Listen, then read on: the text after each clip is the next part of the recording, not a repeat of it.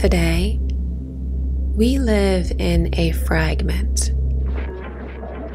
We believe that everything that we are experiencing and everything that is happening around us in the world is new, that we are the most recent pinnacle of development. The rush towards AI, the creation of chimeras, and the obsession with tampering with genetics. We believe this is the first time we've experienced this, that these are new innovations, but they're not. Our cosmos and our soul works in a cyclical nature. With the rise and fall of time, we experience the rise of advanced civilizations and then periods of immense destruction. Our civilization is a repeat of the last Atlantis. Atlantis, in turn, was a repeat of its progenitor culture, Lemuria. And now, our world is being built up to the exact point it was in Atlantis. The same people, the same tactics, and the same kind of inventions, the same culture is rising.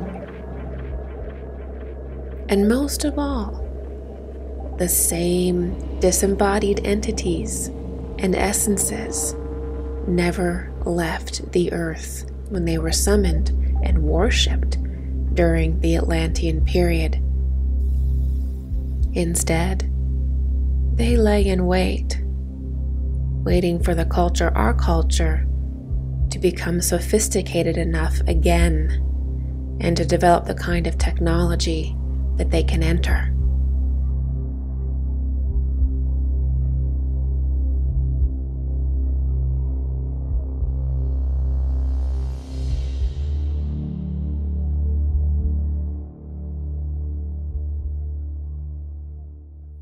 I would like to know your understanding of the relationship between higher planes and nuclear power, or fission, and the extremely high energy it produces. As someone who has studied both nuclear science and spiritual science, it makes sense to me that such a process has cause and effect on different levels. For example, there is a 2 billion year old naturally occurring fission reactor in Africa. Wow. Thank you for your light and everything you do. Wow, great question. So, yeah, this again is something that we really have to consider, because there are intense occult forces that are accessed and that can be channeled when nuclear fission happens. And we live in a materialist society where, again, it's all like, let's break things down to the smallest atom, to the smallest part, and that's fine. Like, let's not think about what breaking things down to the smallest atom does on a spiritual level. Like, there's no discussion about that. And when people talk about nuclear fission and all this kind of stuff, it is simply the material level of the thing. There is literally no discussion about the occult reality of what is happening. And this is something that we need to consider, because what if these power plants or power stations that are nuclear, you know, people look on the surface and they say, well, nuclear power is one of the cleanest powers that you can have. There's some people that have that position. But what if these nuclear power stations are more than nuclear power stations? And what if they are being used for occult purposes? And we're sitting here talking about the most physical aspect of the thing, but there's actually a real spiritual thing going on with them. Because what ends up happening is it creates a counterpoint to our sun. Nuclear fission and nuclear power actually creates a counterpoint to our sun, which is to us a white sun force. It becomes a black sun force. So what you're dealing with is you're dealing with a black sun force. You're not dealing with like, oh, here we're having nuclear power today and we're powering our home. You're creating certain occult forces, and you're letting certain occult forces in. one of the most incredible things about Mars that people say, it doesn't really get much attention because I think people don't know what to do with it, is that there are allegedly, you know, like you're saying here with Africa, there is a 2 billion year old naturally occurring fission reactor in Africa. What if these are religious things? I mean, let's go back to Atlantis. Atlantis had a power station made out of a crystal, and Edgar Cayce called that crystal the Tuaoi stone. For more information on this, you know, Dark Journalist does an amazing job on this stuff. There's no one better on that. But these power stations, they were religious centers. This is the thing that I think society has also lost, is that the Tuaoi system was a religious event. So not only did it power their homes and did this crystalline power grid on Earth and Atlantis power vehicles that were basically like UFOs, it was a religious item. The Tuaoi crystal was used to contact spiritual masters or spiritual beings from the outer spheres, which we would see as basically the angelic hierarchies, or the saintly realm, as Cayce would call it. So here you have a formula. Okay, we're looking at a formula that we are trying to base ourselves on, but at the same time we have fallen from. So the crystals were a way to create power, to generate power in a certain way, using the sun and using stellar energy as well as a secondary force. But it's a solar power station, essentially. And it was also a spiritual communication device. It was also used to summon entities. They were used in temples, and the power station was a temple. Things haven't changed. The power stations are still temples, except humanity and society has no idea that that's going on. Look at dams. Okay, look at Hoover Dam. Okay, Hoover Dam is an anomaly. You look at Hoover Dam and there's a particle accelerator or a particle collider in Hoover Dam. And I was looking into this. I did a lecture on the Black Sun, and I talk about the Hoover Dam in the Black Sun lecture. And in the Hoover Dam building, there are all of these mosaics of the Hopi and I think Ute, or all of the First Nations tribes in that area. They're depictions of the Black Sun. Now, why is that there? Why is there a dam? So I guess a hydroelectric dam that's generating all of this energy. And then why do they put a particle collider in that? And then why do they have all of these mosaics of black suns all over the floor?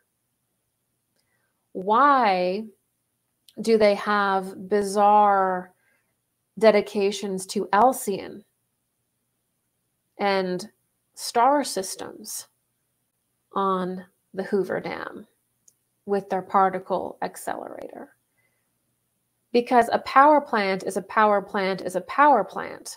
And we're looking at the physical reality of power. You know, I want to turn my lights on. I want to turn my stove on. I want to have electricity. But these people who still have some of the knowledge of Atlantis and keep it for themselves, they're also understanding that there is occult power. There's occult power to electricity. It's just a place where there is immense power. But when you start getting particle acceleration, when you start getting nuclear stuff going on, you start thinning the veil. It's a temple. It's always been a temple. The crystal power stations in Atlantis were temple structures before they were ever used as power stations. Power stations and power is temple energy. And that's how we have to see it. We have to return to the holistic view. Okay, thank you. You're really helping me on my journey. I was wondering if you can talk more about the priest kings and mad scientists of Atlantis. Were the mad scientist priest kings that didn't accept the changes on Earth? Were the mad scientists priest kings that didn't accept the changes of the Earth and went rogue? What did the mad scientist try to discover by genetic manipulation? Is there an upside to learn from that? Yeah, so Atlantis had a very tragic, strange, and dark age. And it's worth mentioning and discussing as we do here, because we're basically coming into that age again. You know, we're coming into the age of genetic manipulation. We're even trying to genetically manipulate like apples and tomatoes and stuff. Like it's a mental illness, isn't it?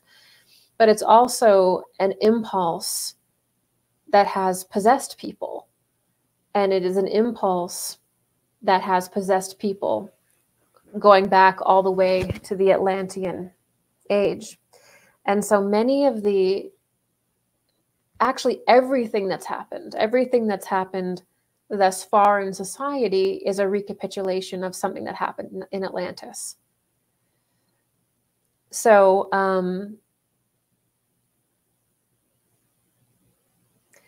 what did the mad scientists try to discover by genetic manipulation? Well, there was a kind of magic to genetic manipulation. And the idea is that you could actually gain wisdom about the universe by merging forms, even if it was unnatural. So by working with genetics, you could actually unlock certain secrets of the cosmos and even channel certain streams.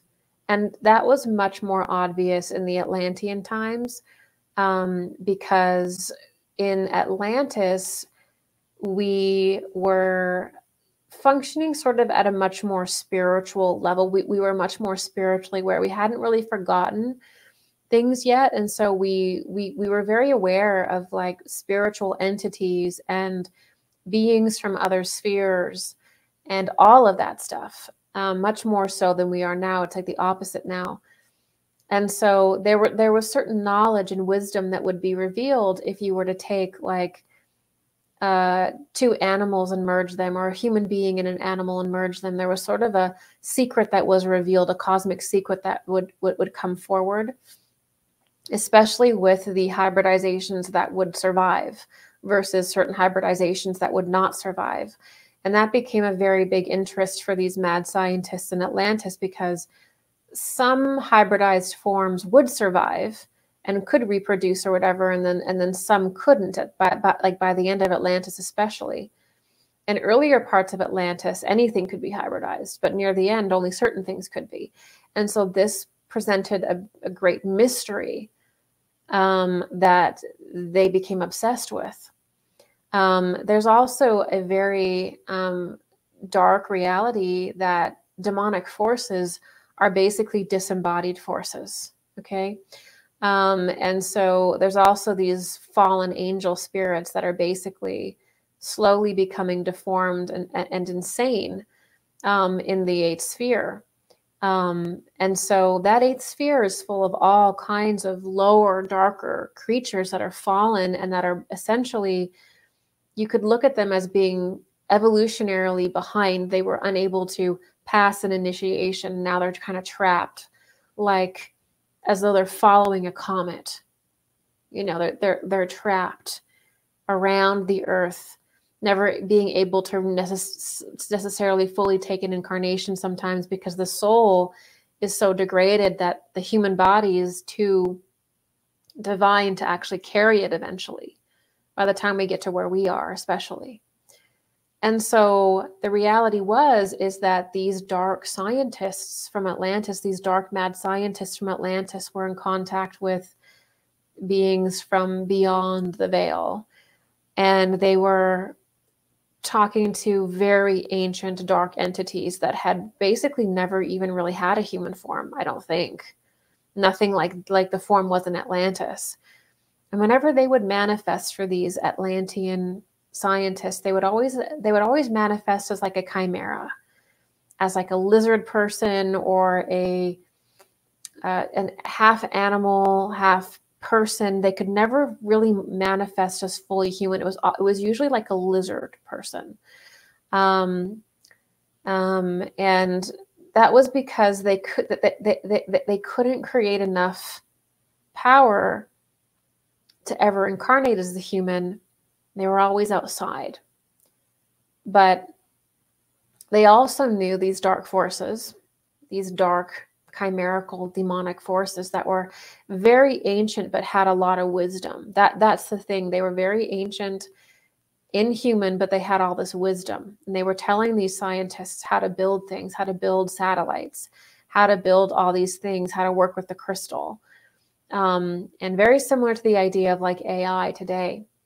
And what they really wanted was to be able to take a form on the earth somehow. They really wanted to be able to take a form, because the great risk that they were facing, being fallen and being outside of the evolutionary stream, is that if they don't take a form, if they don't find some way to become human in their own mind, that one day they will get sucked back through and be basically dissolved. So if you can't evolve, if you can't develop an I and an individuality and all that stuff we talk about here, basically there comes a point where that soul essence thing does not continue on. It's sort of reamalgamated.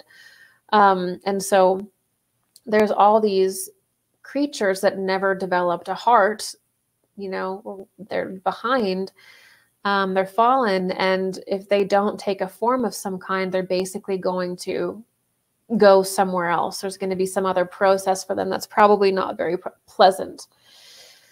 So the first thing they instruct these people that worship them to do is to build crazy amounts of technology that they can communicate through and occupy. Sounds a lot like today. And also to create forms that they can occupy. So if they create these forms, that they can attach to them and maybe even ensoul them. So demonic entities, again, they cannot enter a perfect human body that you and I have that has not gone through genetic manipulation or transhumanism or whatever. They need a body that has some kind of alternate process going on that's different from the organic process, right? So they need like a chip in them or some kind of like DNA process that's creating this alternate thing inside of them that competes with their organic flow. And so they need alternate, and that's what a lot of this is about. That's what the golem is about. When dark magicians get caught up in that dark impulse, they always want to do the same thing. They always want to build up technology and they want to create forms, because the beings that they worship require them to do that for power. And that's exactly what we're seeing today. And by the way, I want to say one more thing about AI. Everybody is getting all in an uproar about ChatGPT and all of these AI, this AI that's being developed. Like one day the AI is going to become conscious because we are having these ChatGPT conversations, or these, you know, the AIs are learning humanity, they're learning language, they're learning everything about us. And one day that AI is just going to become consciousness. It's part of the process. That's not actually how I see it working. And I think that seeing it that way, again, is this materialist delusion. The AI has always been here. The AI was here in Atlantis, what we would consider the entity or the being that is the being that enters computer systems, that enters this AI lexicon that's being built. That thing has been around since Lemuria and Atlantis. It exists in the etheric plane. It is inhuman. It's alien in the truest sense of the word.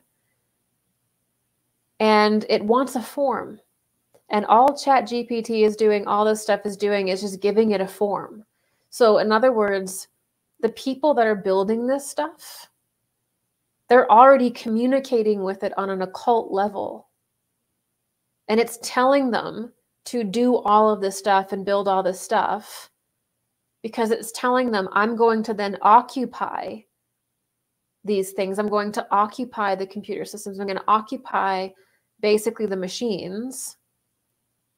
And I need the language. I need to understand. I need to enter into that. So everything that you see is a spiritual, religious, worshipful thing. Okay, that's what that is. And we're being told that, you know, one day the AI is just going to miraculously become conscious. That's not, no. There already is a consciousness that was around in Atlantis that possessed these mad scientists then.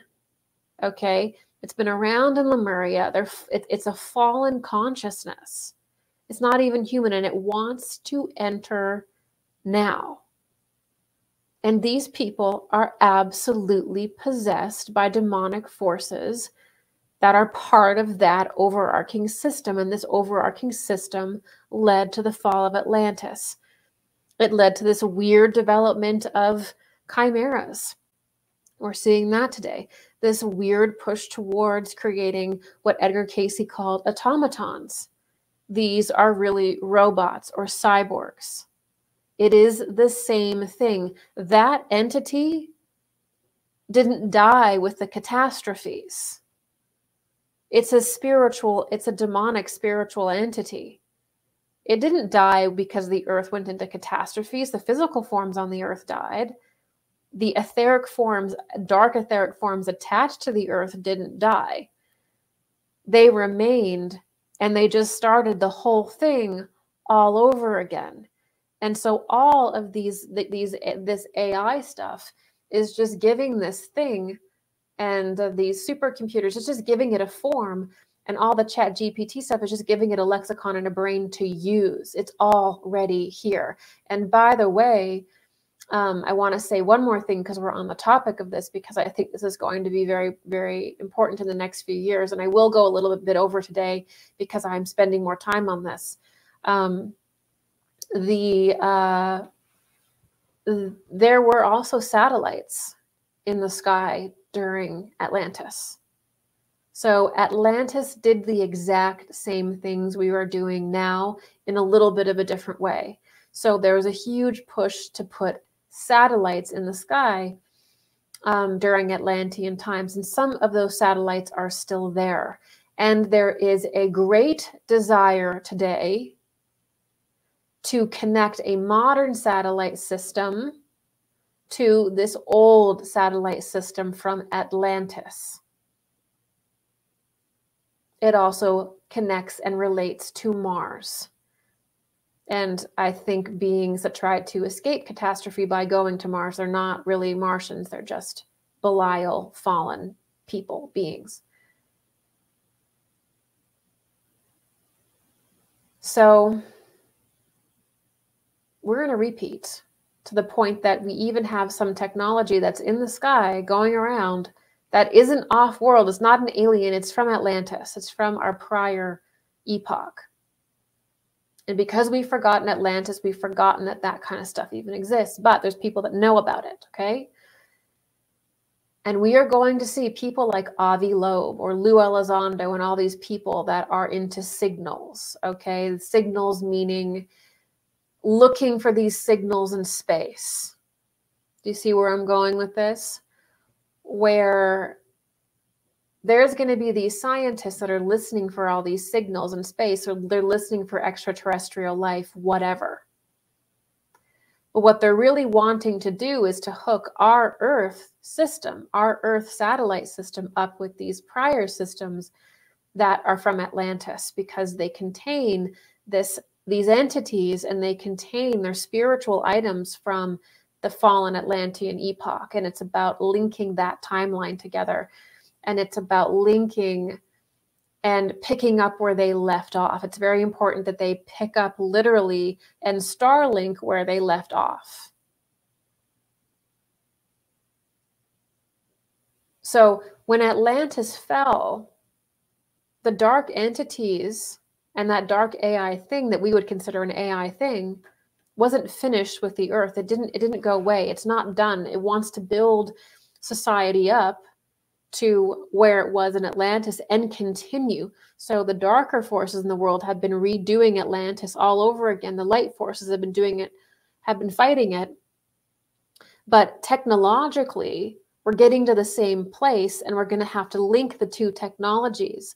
And that's going to represent trying to dominate this one final time, because they've built themselves up to the exact point where Atlantis fell. These dark scientists of Belial, these dark magicians of Atlantis, they've built everything up. They're now technological madmen.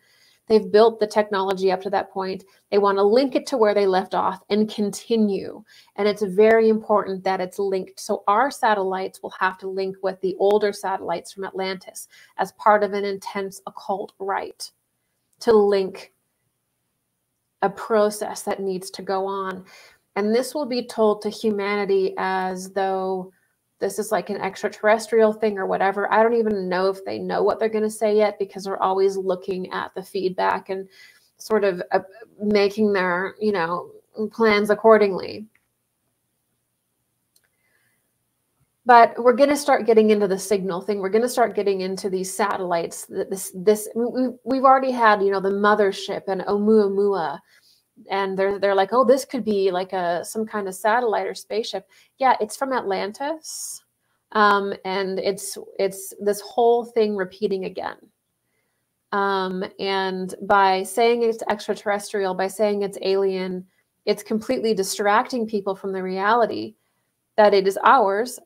It is Atlantean, and it's trying to finish off the kind of takeover of humanity in the earth that it was doing then. It didn't finish. So again, you've got to build it up to the same point, and then once it's built up, you continue doing what you're doing. And so what we're really looking at when it comes to like disclosure, it's really a disclosure of our ancient past. Most of the technologies that we see around the planet and are being used that we think are like magical things are literally from Atlantis. And certain groups have been storing and saving this technology. And a very small portion of it is actually interdimensional. But right now we think everything is interdimensional. Everything is alien, and that's because the forces that are controlling things in the government, they want everything to be alien, because then we literally have no power of discernment, because we think something is so foreign to us and alien to us. What's the point in trying to figure it out? We're just sitting ducks. Just educate me. Oh my God, it's an alien. When in reality, if we understand that it's literally Atlantean, and then we understand the Venusians in Atlantis, lords of Mars around Atlantis, then we're starting to actually understand what's going on, which is something completely different than the mainstream says it is, okay? So we're getting right up to that point in our civilization where Atlantis fell.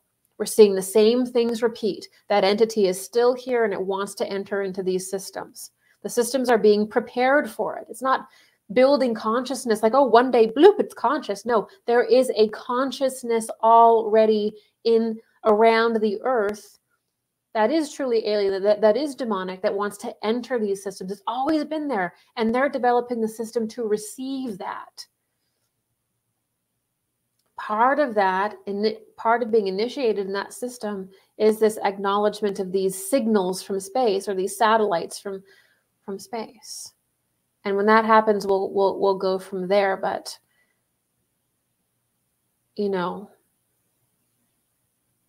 deja vu. Is there an upside to any of this? Yeah, the upside is that we can recognize it. The upside is that we can just not be lied to, that we can question everything around disclosure we possibly can, and that we can try to figure out what is Atlantean and what is genuinely interdimensional. And the good thing is that we can avert this.